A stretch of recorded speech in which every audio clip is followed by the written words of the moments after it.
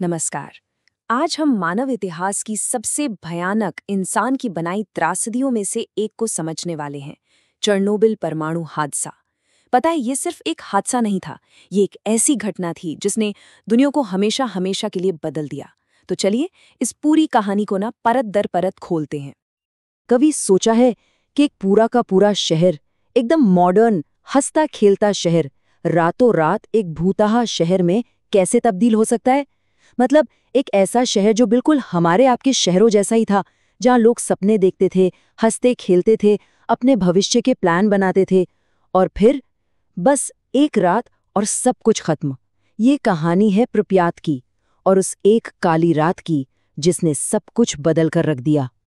तो सवाल ये है कि आखिर ये सब शुरू कहाँ से हुआ? देखिए, इस तबाही की जड़ तक अगर हम चलें तो पता चलता है कि इसकी शुरुआत किसी हमले से या किसी बाढ़, भूकंप जैसी कुदरती आफत से नहीं हुई थी। नहीं, बल्कि ये सब शुरू हुआ था एक बहुत ही मामूली से लगने वाले सेफ्टी टेस्ट से। देखिए, बात है 25 अप्रैल 1986 की। उस जमाने में चेरनोबिल सिर्फ एक पावर प्लांट नहीं था, ये सोवियत संघ के लिए उनके गर्व का, उनकी शक्ति का एक बहुत बड़ा सिंबल था। और ठीक उसके पास बसा था प्रिप्यात शहर, एक ऐसा शहर जिसे दुनिया को ये दिखाने के लिए बनाया गया था कि देखो हम क्या कुछ हासिल कर सकते हैं। पर किसे पता था कि यही गर्व आगे चलकर उनकी सबसे बड़ी, सबसे भयानक त्रासदी की वजह बनेगा। तो हुआ ये कि एक सेफ्टी टेस्ट होना था। बड़ा सीधा सा लक्ष्य था, ये चेक करना था कि अगर कभी पावर कट हो जाए तो क्या टर्बाइन कुछ देर के लिए कूलिंग पंप्स को चला सकते हैं। लेकिन एक दिक्कत हो गई। पावर ग्रिड से रिक्वेस्ट आई और टेस्ट को टालना पड़ा। इस देरी की वजह से रिएक्टर एक बहुत ही अनस्टेबल, मतलब खतरनाक हालत में चला गया। और फिर हुई सबसे बड़ी, सबसे घातक गलती। टेस्ट को जबरदस्ती करने के चक्कर में ऑपरेटर्स ने एक एक करके सारे जरूरी सेफ्टी सिस्टम्स को ही बंद कर दिया। यहीं पर हम देखते हैं कि कैसे छोटी छोटी इंसानी गलतियां एक बहुत बड़ी तबाही की नींव रख देती हैं। ये एक ऐसी कहानी है जहां इरादे तो शायद नेक थे, पर दबाव और घमंड ने मिलकर एक भयानक अंत लिख दिया। सारे सेफ्टी रूल्स को ताक पर रख दिया गया। उन्हें लगा कि वो सब कुछ कंट्रोल कर लेंगे, और बस यही उनकी सबसे बड़ी भूल साबित हुई।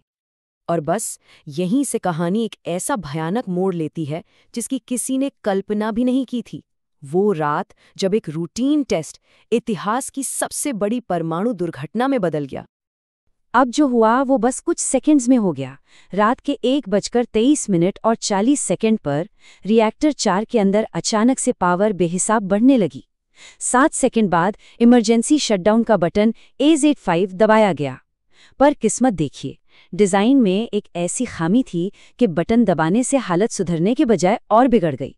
और ठीक 11 सेकंड बाद एक जबरदस्त, एक विनाशकारी भाप का धमाका हुआ, जिसने रिएक्टर के 1000 टन के ढक्कन को हवा में उड़ा दिया। सोचिए, सिर्फ 18 सेकंड, बस 18 सेकंड में दुनिया बदल गई। और विडंबना देखिए, जिस बटन को तबाही रोकने के लिए बनाया गया था उसी ने आग में घी डालने का काम कर दिया। ये धमाका कितना बड़ा था, इसका अंदाजा इस बात से लगाइए। हिरोशिमा पर जो एटम बॉम्ब गिरा था चेरनोबिल से निकला रेडिएशन उससे 400 गुना ज्यादा था। 400 गुना! मतलब ये एक ऐसा जहर था जो हवा के साथ उड़कर पूरे यूरोप में और फिर धीरे धीरे पूरी दुनिया में फैल गया। ये एक ऐसी तबाही थी जिसका असर हर किसी ने महसूस किया। और फिर वहां पहुंचे उस रात के असली हीरो, दमकल कर्मी। वो आग बुझाने आए थे। उन्हें लगा कि बस छत पर आग लगी है, एक मामूली आग। उन्हें रेडिएशन के बारे में कुछ भी नहीं बताया गया था। वो एक ऐसे अदृश्य दुश्मन से लड़ रहे थे जो उन्हें हर पल मौत के करीब ले जा रहा था। वो बहादुरी से अपना काम करते रहे और वो घातक रेडिएशन चुपचाप उनके शरीर को अंदर से खत्म कर रहा था। उन बहादुर लोगों का जो हश्र हुआ उसे कहते हैं एक्यूट रेडिएशन सिंड्रोम या ARS। ये तब होता है जब बहुत कम समय में कोई बहुत ज्यादा रेडिएशन के संपर्क में आ जाए। इसके लक्षण मतली, त्वचा का बुरी तरह जलना और फिर एक एक करके शरीर के अंगों का काम बंद कर देना और आखिर में मौत। ये एक ऐसी बीमारी है जो शरीर को अंदर से गला देती है, खा जाती है। उनकी बहादुरी की कीमत एक ऐसी दर्दनाक मौत थी जिसकी हम शायद कल्पना भी नहीं कर सकते। अब कहानी का अगला हिस्सा और भी ज्यादा दुखद है, क्योंकि ये धमाका जितना भयानक था उससे कहीं ज्यादा भयानक था सरकार का बोला गया झूठ। एक ऐसा झूठ जिसने इस त्रासदी को और भी ज्यादा बदतर बना दिया। तो देखिए हो क्या रहा था। एक तरफ हकीकत ये थी कि एक रेडियो एक्टिव बादल, जिसमें नॉर्मल से 100 गुना ज्यादा जहर था, पूरे यूरोप में फैल रहा था। और दूसरी तरफ सरकार की प्रतिक्रिया, पूरी तरह खामोशी, चुप्पी। अगली सुबह प्रिप्यात में बच्चों को वैसे ही स्कूल भेजा गया जैसे कुछ हुआ ही ना हो। सोचकर देखिए, ये सिर्फ एक सरकारी नाकामी नहीं थी, ये अपने ही लोगों के साथ एक बहुत बड़ा धोखा था। बच्चे बाहर खेल रहे हैं, लोग काम पर जा रहे हैं और हवा में मौत तैर रही है। और जिनकी जिम्मेदारी थी बचाने की, वो सच को दबा रहे थे। क्यों? क्योंकि सोवियत संघ की इज्जत, उनकी प्रतिष्ठा किसी भी आम इंसान की जान से ज्यादा कीमती थी। धमाके के 36 घंटों के बाद आखिरकार एक घोषणा हुई। लोगों से कहा गया, ये निकासी बस कुछ समय के लिए है, आपको सिर्फ 3 दिन के लिए अपने घर छोड़ने होंगे। बस 3 दिन। ये सुनकर लोगों ने सोचा, चलो ठीक है, जल्दी ही वापस आ जाएंगे। उन्होंने अपने पालतू जानवरों को, अपनी तस्वीरों को, अपनी पूरी जिंदगी को वहीं छोड़ दिया। वो ये जानते ही नहीं थे कि वो अपने घर फिर कभी नहीं लौट पाएंगे। कुल मिलाकर 1,20,000 से ज्यादा लोगों को हमेशा हमेशा के लिए अपना घर छोड़ना पड़ा। और ये सिर्फ एक नंबर नहीं है ना? ये 1,20,000 से ज्यादा टूटे हुए सपने हैं, पीछे छूट गए घर हैं और एक ऐसी जिंदगी है जो उन्हें फिर कभी वापस नहीं मिली। ये उन हजारों परिवारों की कहानी है जो उस एक रात के बाद हमेशा के लिए बिखर गए।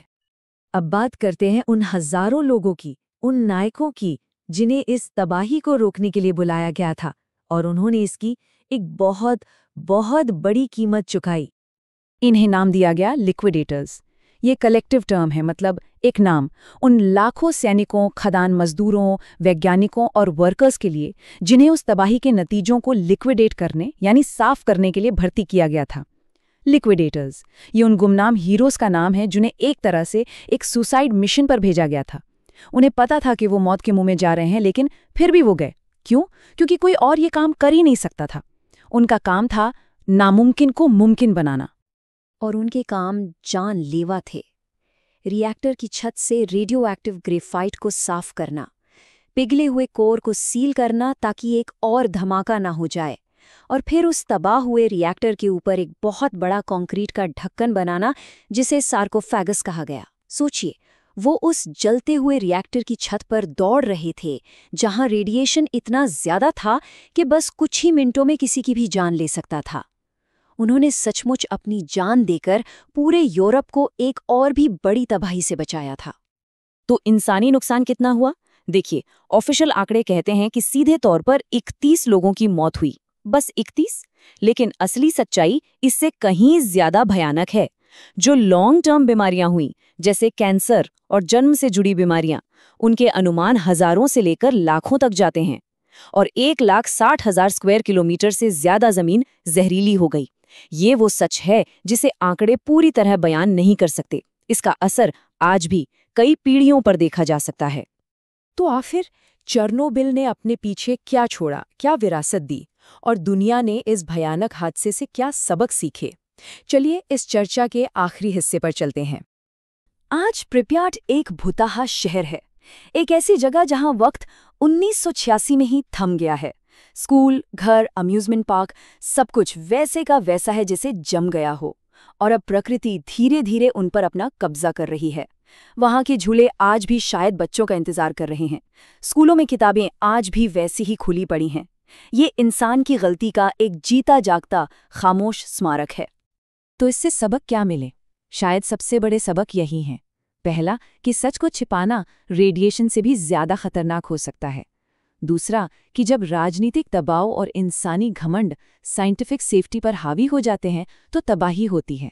और तीसरा, कि टेक्नोलॉजी की सिर्फ एक गलती के नतीजे पूरी दुनिया पर कई कई पीढ़ियों तक पड़ सकते हैं। ये वो सबक हैं जिन्हें कभी कभी नहीं भुलाया जाना चाहिए। और चेरनोबिल की विरासत कितनी लंबी है? 20,000 साल। अंदाजा है कि ये इलाका कम से कम 20,000 साल तक इंसानों के रहने लायक नहीं रहेगा। 20,000 साल, ये इतना लंबा समय है कि हम इसकी कल्पना भी नहीं कर सकते। मतलब इंसान की पूरी सभ्यता का जितना इतिहास हम जानते हैं ना, ये उससे भी दोगुना है। ये हमारी गलतियों का एक ऐसा निशान है जो हजारों पीढ़ियों तक इस धरती पर मौजूद रहेगा। लेकिन एक अजीब सी बात है, चेरनोबिल के उन वीरान खंडहरों में आज जंगली जानवर वापस लौट आए हैं और खूब फल फूल रहे हैं। तो एक सवाल मन में आता है, क्या ये दिखाता है कि आखिर में प्रकृति इंसान से कहीं ज्यादा मजबूत है, ज्यादा लचीली है? इंसानों की बनाई सबसे बड़ी तबाही के बीच प्रकृति ने अपनी वापसी का रास्ता खोज ही लिया। तो क्या ये प्रकृति का तरीका है हमें ये बताने का कि अंत में जीत हमेशा उसी की होती है? चेरनोबिल की कहानी हमें इस धरती पर हमारी असली जगह के बारे में सोचने पर मजबूर कर देती है।